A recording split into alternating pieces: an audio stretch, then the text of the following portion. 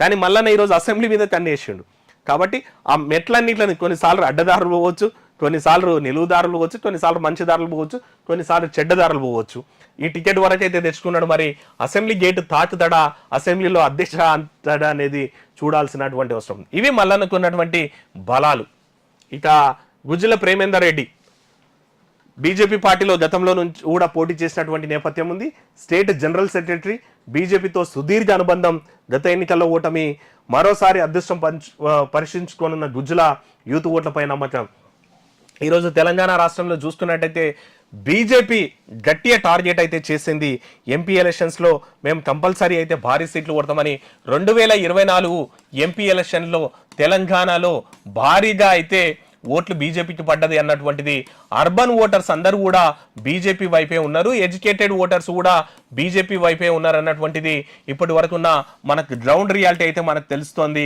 ఈరోజు మన తెలంగాణ రాష్ట్రంలో చూసుకున్నట్టయితే దాదాపు 7 నుంచి 8 ఎంపీ సీట్లలో BJP Congress, BJP versus Congress అన్నటువంటిది పోటీ అయితే టఫ్గా నడుస్తుంది. మరి ఈ పరిస్థితుల్లో బీజేపీ బలం ఏంటంటే అర్బన్ ఓటరు తర్వాత ఎడ్యుకేటెడ్ ఓటర్ అందరూ కూడా బీజేపీ పార్టీకే ఓట్లేసిండ్రన్న మాట అయితే నమ్ముతుంది.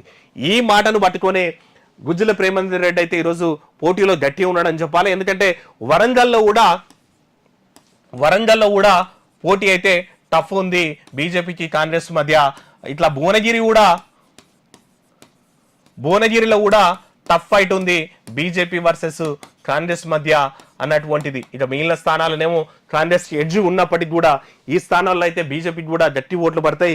భువనగిరిలో వరంగల్లో గెలిచే అవకాశం కూడా ఉందన్నటువంటిది ఆ పార్టీ క్లైమ్ చేసుకున్నటువంటి పరిస్థితుల్లో కేవలం 4,61,000 మంది, అందులో 60,000+ మంది, తర్వాత అందులో అందరూ ఎడ్యుకేటెడే, తర్వాత అందరూ గ్రాడ్యుయేట్సే. ఇది స్పెసిఫిక్ ఓటర్ ఉండే